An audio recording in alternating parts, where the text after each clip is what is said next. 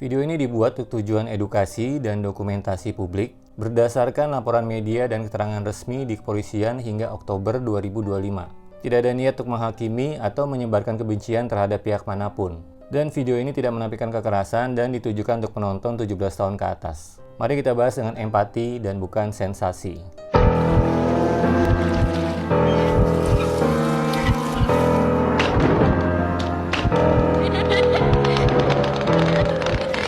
Jadi pada awal Oktober 2025, publik Indonesia dihebohkan oleh kabar mengerikan. Seorang karyawan minimarket muda namanya Dina Oktaviani ditemukan tak bernyawa di Sungai Citarum, Karawang. Yang mengejutkan, pelaku ternyata adalah atasan Dina sendiri. Kasus ini memunculkan banyak pertanyaan tentang kekuasaan di tempat kerja, penyalahgunaan kepercayaan, dan lemahnya perlindungan bagi pekerja muda. Namanya Dina Oktaviani, usianya 21 tahun dan dia berasal dari Karawang. Ia bekerja di Alfamart Rest Area KM72A Tol Cipularang. Dan rekan-rekannya mengenalnya sebagai pribadi sopan, rajin, dan rendah hati.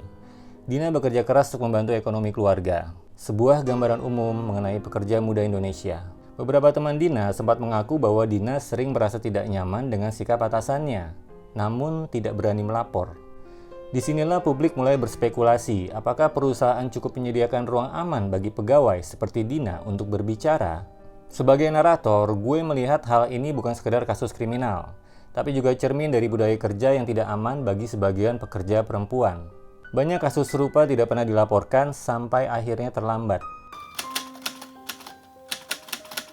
Pada 7 Oktober 2025, warga desa Curug, Karawang menemukan jasad perempuan muda mengambang di Sungai Citarum. Tubuhnya terbungkus plastik dan kardus dengan luka di bagian leher. Setelah diperiksa, jasad itu diketahui adalah Dina Oktaviani yang dilaporkan hilang 2 hari sebelumnya. Dari hasil otopsi ditemukan tanda-tanda kekerasan dan dugaan pelecehan. Lalu polisi segera melakukan penyelidikan intensif dan menelusuri jejak terakhir Dina dari ponsel serta rekaman CCTV rest area tempatnya bekerja. Saat berita ini mencuat, warganet berspekulasi bahwa kasus ini mungkin terkait dengan relasi kekuasaan di tempat kerja, di mana korban merasa tidak bisa menolak ajakan atasan karena posisi hierarkis. Jadi banyak yang berpendapat kalau sistem perlindungan karyawan lebih kuat, tragedi ini itu bisa dicegah. Penyelidikan membawa polisi ke satu nama, yaitu Herianto, usia 27 tahun. Dia itu wakil kepala toko tempat Dina bekerja. Dan dari CCTV dan jejak komunikasi, Dina terakhir kali terlihat bersama Herianto sebelum menghilang.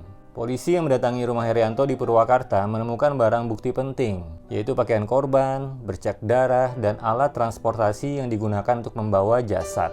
Herianto pun langsung ditetapkan sebagai tersangka utama. 2 orang lainnya yaitu Taufik alias Opik dan Robi juga diamankan karena membantu membuang jasad korban ke Sungai Citarum. Kalau melihat kronologi, kasus ini tuh tampak seperti pembunuhan berencana yang dipicu obsesi pribadi. Tapi di sisi lain banyak juga yang menduga bahwa pelaku merasa tidak akan ketahuan tanda kutip karena memiliki posisi lebih tinggi dari korban, yaitu atasan. Ini tuh memperlihatkan bagaimana kekuasaan bisa menciptakan ilusi kebal hukum sampai akhirnya semuanya terbongkar. Jadi berdasarkan keterangan polisi, berikut rekonstruksi kejadian. Pada malam 5 Oktober 2025, Dina dipanggil oleh Herianto ke rumahnya dan pelaku sudah memastikan rumahnya kosong dengan mengirim istri dan anaknya ke rumah orang tua. Setelah Dina datang, terjadi perdebatan. Pelaku diduga melakukan kekerasan seksual dan kemudian menjaki korban hingga meninggal dunia. Dalam keadaan panik, ia membungkus tubuh korban dalam plastik dan kardus, lalu meminta 2 rekannya membantu membuang jasad ke Sungai Citarum. Banyak netizen marah karena pola kasus ini tuh mirip dengan banyak tragedi lain. Jadi korban dipanggil oleh orang yang dikenal dalam situasi yang dianggap aman, lalu kemudian berakhir fatal. Publik mempertanyakan bagaimana mungkin seseorang yang dikenal dekat bisa melakukan hal sekejam itu.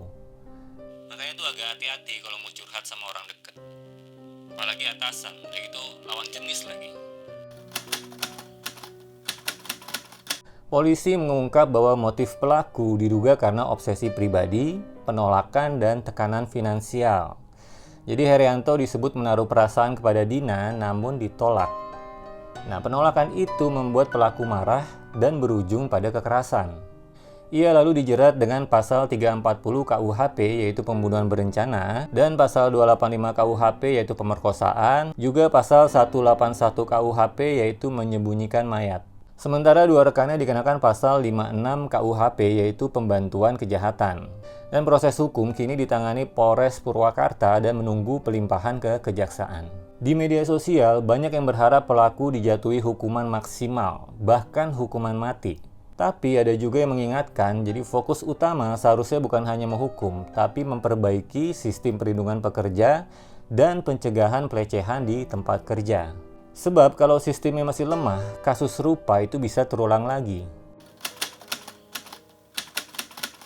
Kasus Dina Oktaviani mengguncang hati banyak orang.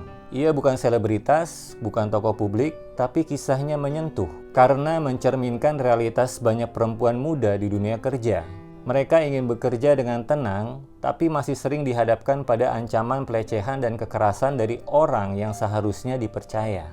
Bagi gue, tragedi ini adalah panggilan untuk semua pihak, yaitu perusahaan, pemerintah, dan masyarakat. Bahwa keselamatan di tempat kerja bukan hanya soal helm dan APD, tapi juga rasa aman dari intimidasi dan kekerasan. Dina mungkin sudah tiada, tapi kisahnya bisa jadi peringatan keras untuk kita semua. Proses hukum terhadap pelaku masih berjalan. Semoga keluarga Dina mendapatkan keadilan yang layak. Dan semoga kasus ini mengingatkan kita untuk saling melindungi di dunia kerja. Terima kasih sudah menonton. Jangan lupa klik like, subscribe, dan aktifkan lonceng notifikasi agar kamu tidak ketinggalan update terbaru kasus ini dan konten investigatif lainnya. Mari kita doakan semoga tidak ada lagi Dina-Dina berikutnya. Bye.